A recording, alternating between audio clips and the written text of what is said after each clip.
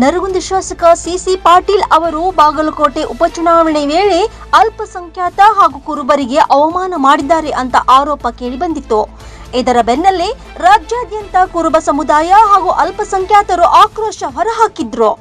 ಇದರಿಂದ ಎಚ್ಚೆತ್ತುಕೊಂಡಿರುವ ಅವರು ಈಗ ವಿಷಾದ ವ್ಯಕ್ತಪಡಿಸಿದ್ದಾರೆ. ನರಗುಂದ ಕ್ಷೇತ್ರದಲ್ಲಿ ಎಲ್ಲ ಧರ್ಮದ ಜನರ ಆಶೀರ್ವಾದ ಇದೆ. ಎಲ್ಲರ ಆಶೀರ್ವಾದದಿಂದ 4 ಬಾರಿ ಶಾಸಕನಾಗಿ ಆಯ್ಕೆಯಾಗಿದ್ದೇನೆ. ಎಲ್ಲ ಧರ್ಮದವರ ಆಶೀರ್ವಾದ ನನ್ನ ಮೇಲಿದೆ. ನಾನು ಎಲ್ಲ ಧರ್ಮದವರೊಂದಿಗೆ ಅನ್ಯೋನ್ಯವಾಗಿ ನಡೆದುಕೊಂಡಿರುವೆ. ಮುಸ್ಲಿಂ ಕುರುಬ ಸಮುದಾಯದ ಒಗ್ಗಟ್ಟು ನೋಡಿ ಕಲಿಯಬೇಕು ಎನ್ನುವ ಭರದಲ್ಲಿ ಹಾಗೆ ಮಾತನಾಡಿದ್ದೇನೆ.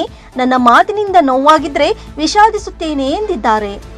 ಆತ್ಮೀಯ ಹಾಲುಮತ ಸಮಾಜ ಬಾಂಧವರೇ, ಆತ್ಮೀಯ ಅಲ್ಪಸಂಖ್ಯಾತ ಸಮಾಜ ಬಾಂಧವರೇ, ನಾನು ನರಗುಂದ ವಿಧಾನಸಭಾ ಮತಕ್ಷೇತ್ರದಲ್ಲಿ ಎಲ್ಲ ಧರ್ಮದ ಜನರ ಆಶೀರ್ವಾದದಿಂದ 4 ಬಾರಿ ಶಾಸಕನಾಗಿ ಆಯ್ಕೆಯಾಗಿರುವೆ. ಎಲ್ಲ ಧರ್ಮದ ಜನರ ಆಶೀರ್ವಾದ ನನ್ನ ಮೇಲಿದೆ. ನಾನೂ ಸಹ ಎಲ್ಲ ಧರ್ಮದವರ ಜೊತೆಗೆ ಅನ್ಯೋನ್ಯತೆಯಿಂದ ಜೀವನವನ್ನು ನಡೆಸುತ್ತಾ ಬಂದಿದ್ದೇನೆ.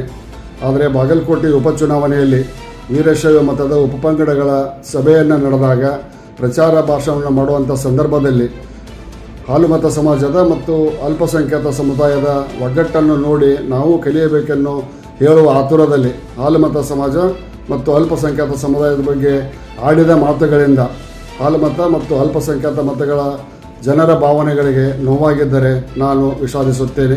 ಈ ಸಣ್ಣ ವಿಷಯವನ್ನು ಮುಂದುವರಿಸದೆ ಎಲ್ಲರೂ ಸೇರಿಕೊಂಡು ಆತ್ಮೀಯತೆಯಿಂದ ಅನ್ಯೋನ್ಯತೆಯಿಂದ ಸಕ್ರಿಯ ರಾಜಕಾರಣವನ್ನು ಮುಂದುವರಿಸೋಣ.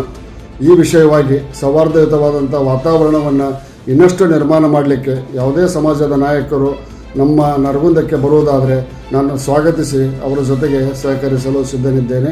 ಮತ್ತೊಮ್ಮೆ ನಾನು ವಿಷಾದಿಸುತ್ತೇನೆ. Rise of news Gadag.